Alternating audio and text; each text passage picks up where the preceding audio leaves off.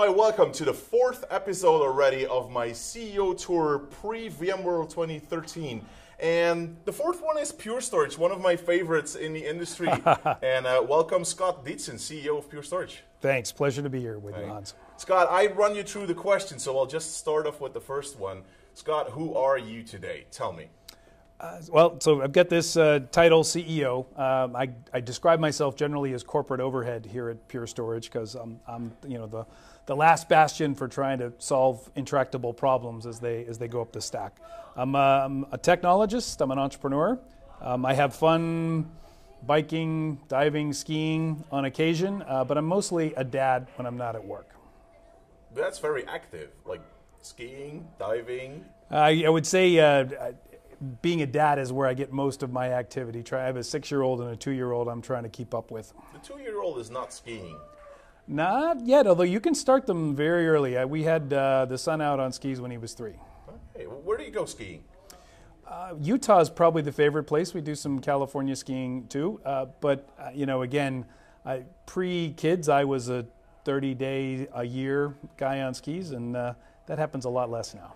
Yeah, 2 and 6. I got a 3 and a 7, so that's kind of the same ballpark. It's kind of double startup, right? You have a startup life. I have a startup life at work, and then I've got one at home too. That takes a lot out of you. Yeah, that's actually a story that keeps coming back with the CEOs, having a fruitful life of startups and kids. So yeah, very active. Do you live in the San Francisco area, in the Bay Area? Yeah, I live right outside San Mateo. It's about halfway between Mountain View, where PureStorage is, and San Francisco. When I first came out 15 years ago, I was a San Francisco guy. When my wife got pregnant, that's when we decided the suburbs looked like the place to be. Yeah, but you are a San Francisco guy. No, I'm born and raised on the East Coast. I really came out here to try my fortune in tech. Oh, okay, that's great. So, yeah, coming here, that means that there's a traction that came from east to west. How did you become the person you are today? What's your... You don't have to start at toddler, but bring me to how did you become CEO of a company like this? So I had an aptitude for mathematics in particular and science growing up. I got into a school, Carnegie Mellon University, not really knowing what I wanted to do, and I was drawn into the computer science program because there was just such amazing talent there. So getting to have a front row seat to a lot of really interesting research, I couldn't leave. I stayed there for 10 years, got all my degrees, including a PhD in computer science, thinking I'd be a researcher. But I woke up to a couple of things.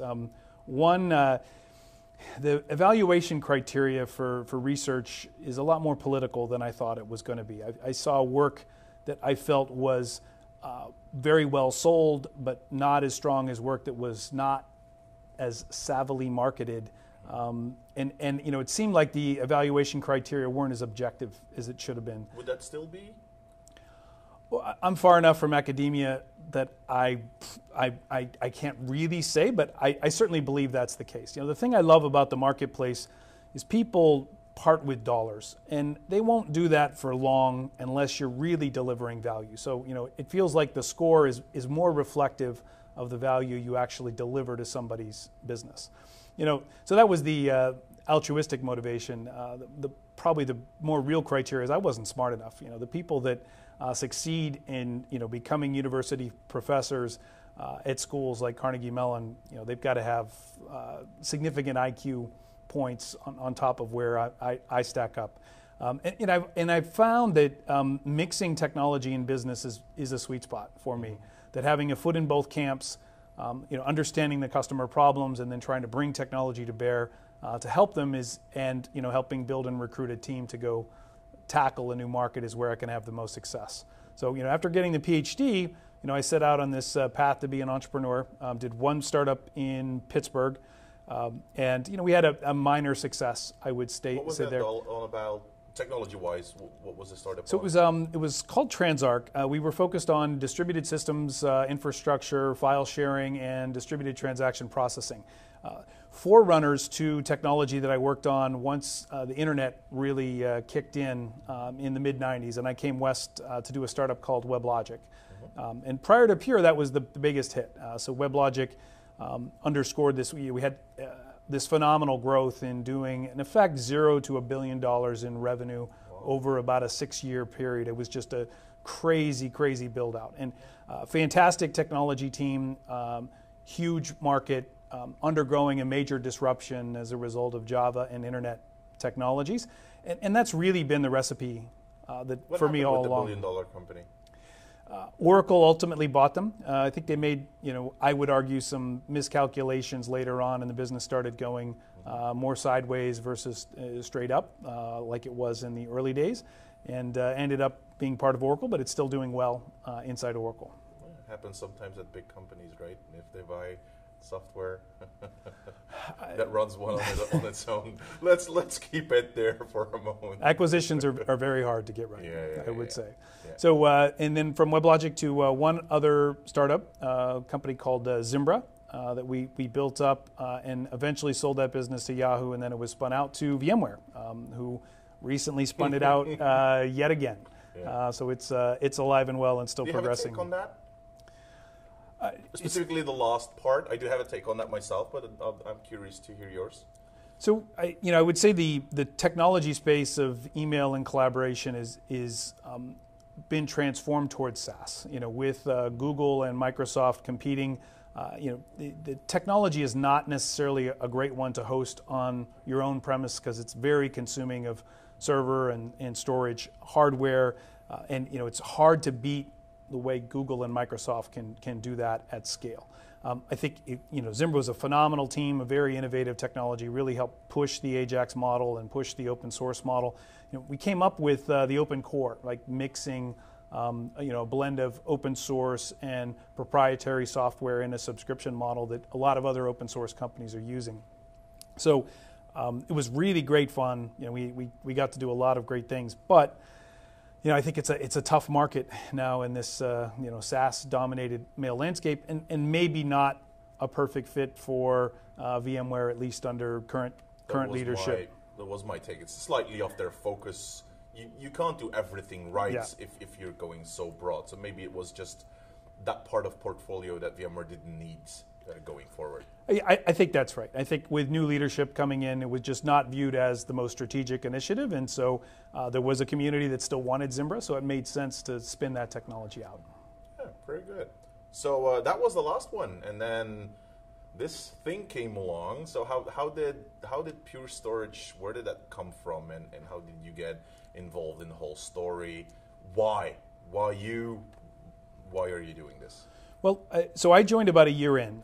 The founders of PureStorage got together because a guy named John Colgrove, who we call Kaz, who was the chief architect at Veritas, he retired, built his dream house, and had fun for a year, and then started getting the itch. And he was playing around with SSDs and fascinated by their behavior. For example, he would run 10,000 reads or 5,000 writes per second against a single drive, and then he would intermix reads and writes and watch that drop to 5, not 5,000, just 5.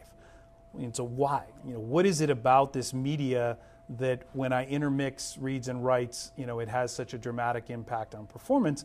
And what's the right software architecture to take advantage of the flash? And the epiphany he came to was that the software that he'd been part of at Veritas, but he'd been very close to a lot of other disk-centric software. His revelation was the software architecture is all wrong.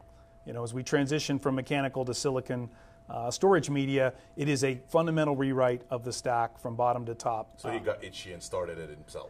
Well, so he got together with a guy named John Hayes, who, John Hayes was not a storage guy, and that combination was really powerful. I mean, this guy, John Hayes, is a uniquely gifted technologist, one of the best I've ever worked with, but he had fresh eyes, right? He looked at storage and saw in it, he brought to bear his distributed systems and general purpose compute experience rather than just thinking in the storage way. And so that kind of yin-yang contention around, this is the storage way of doing things, but why should we follow the storage way of doing things, really yielded our engineering culture. And today we mix together people that have a lot of background in storage with people that have never done storage before, but just are phenomenal computer scientists. And what comes out the back of that process is better than I would argue either would come up with individually. Because of the fresh eyes and the multi-angle views. Well, there's at least as much unlearning in solid state storage as there is learning. And so you want to bring that fresh perspective together because that's what yields the innovations that can disrupt this market. So, the ingredients that I've always been drawn to are a really big market, and we're talking about order a $60 billion spend, $15 billion a year for performance oxymoron disk based solutions in the marketplace. Taking 5 or 10% of that market would be it is phenomenal success, and we think that market in its entirety is going to go solid state, right? The performance gap is just so profound. When I got into distributed systems, a round trip network communication cost about the same as a disk I/O, 10, 15 milliseconds, right? Now that same round trip network communication is 10, 15 microseconds, and the disk I/O, it's the same. So you've seen a 1,000-fold improvement in servers and networks, and storage is still sitting where it was 15, 20 years ago. That imbalance creates this market opportunity.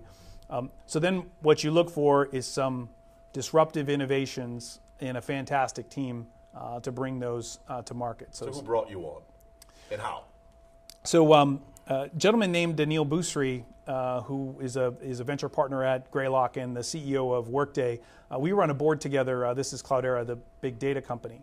And he joined the board of Pure right about the time they were getting serious about finding a CEO, because the two Johns are deeper technologists but didn't aspire to the CEO job. And Anil's the one who threw my hat into the ring, as somebody that didn't necessarily know storage but was an excellent entrepreneur and a strong technologist. And I think it was it was the technical background, even though I'm mostly a businessman these days, but it was the technical background that gave the founders the additional confidence that, we would be a cultural match. Okay, well, that's, so you were, they found you were a match, but you found it was also a match because of the market size and the opportunity was there and the change maybe in technology. Well, and I also look for deep technology, right?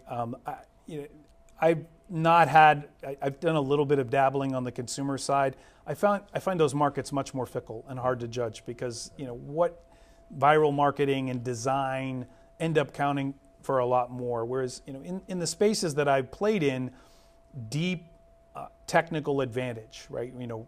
Architecture and how you approach problems really has a profound difference, right? You build that dramatically better mousetrap, right? You can craft a 10x better mousetrap, and you can defend why that mousetrap is better.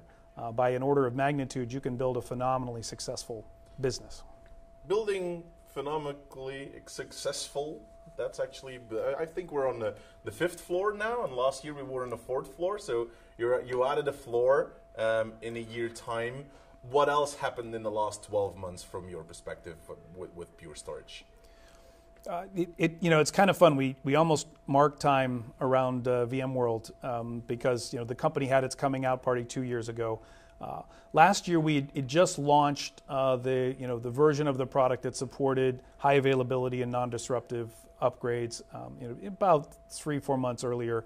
So the technology had really started to take off and scale into production deployments. We had raised some money right around this time last year. So we set on the road toward expanding the business and hiring more in engineering. And a few months after that, starting our global expansion in terms of setting up operations in Europe.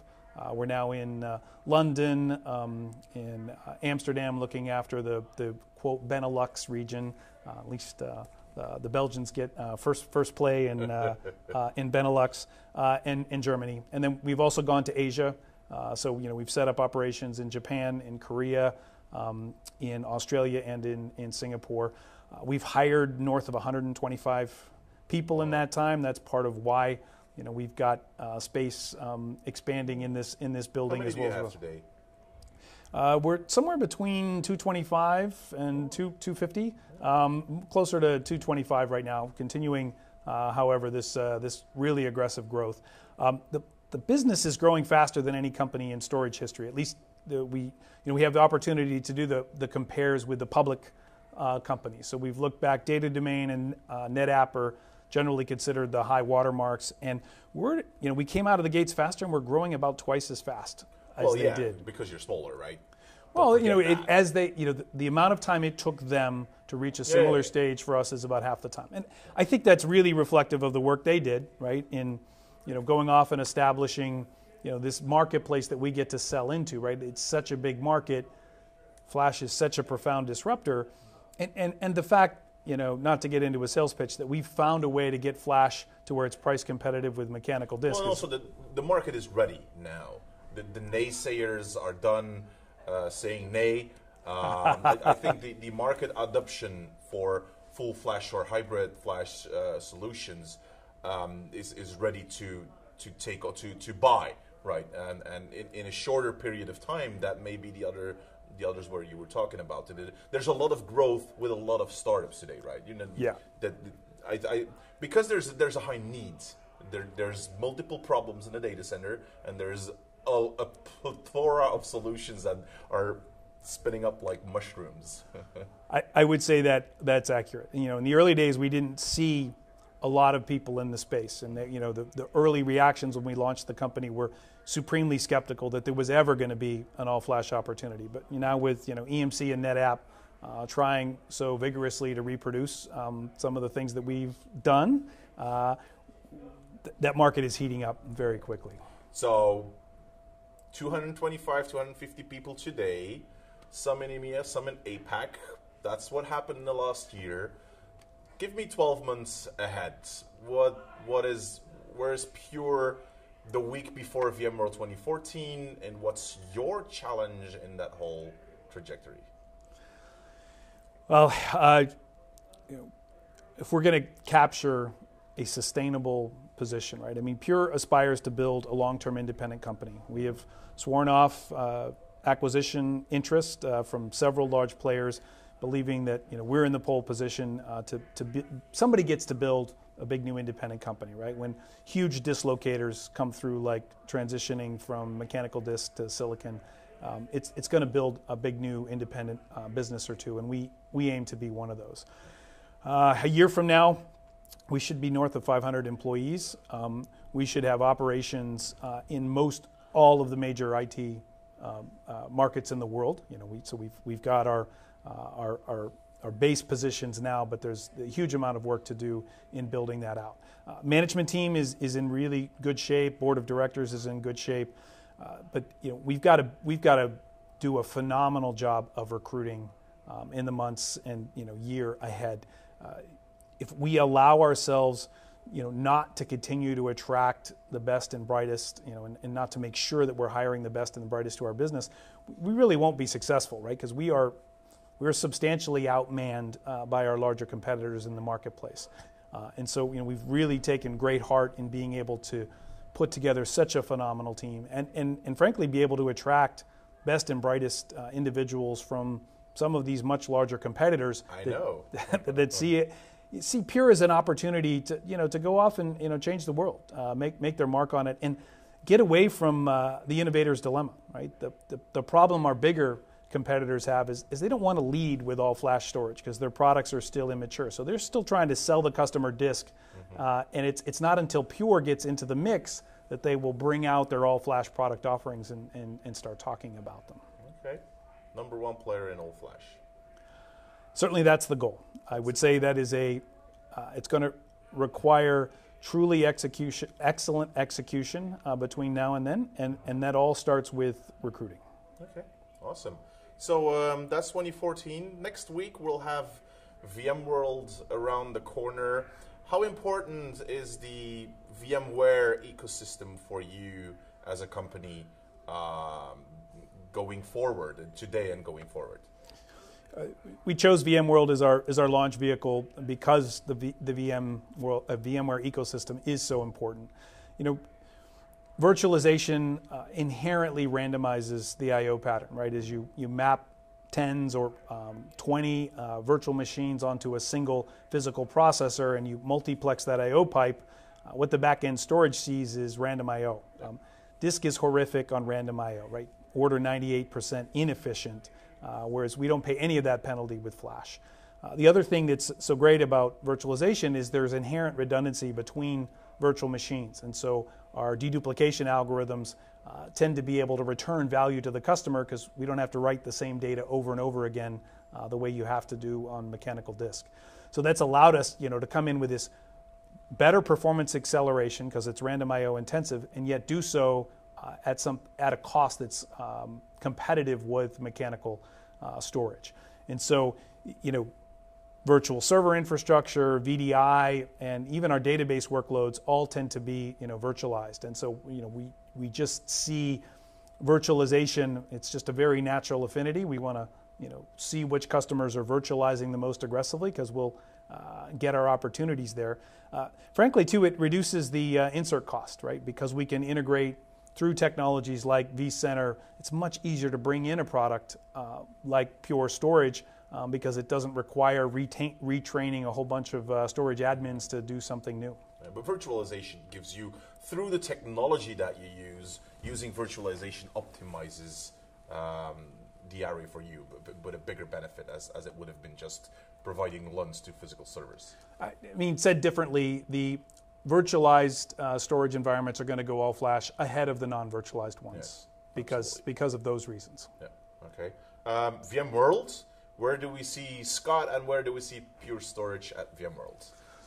We have a big presence. This is our best show of the year. I think in part because it's technology intensive, which is key part of what makes the show fun is the best technologists from the world all come together, and so it's a chance to see what else is going on.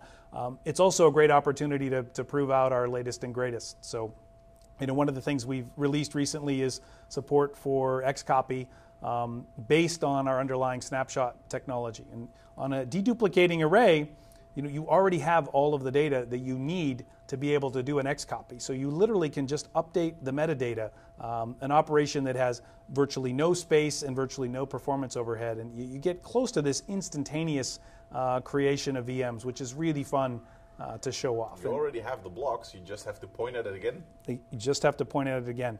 And I would say it's one of the most gratifying things of all is to have good technologists be stunned, right? And when you can shock somebody that is a very sophisticated technologist and show them something they haven't seen before, that's really gratifying. Yeah. Okay. Scott, thank you for your time. Thank you for the interview. And I think I'll step by at the booth no matter what. There's no question about that.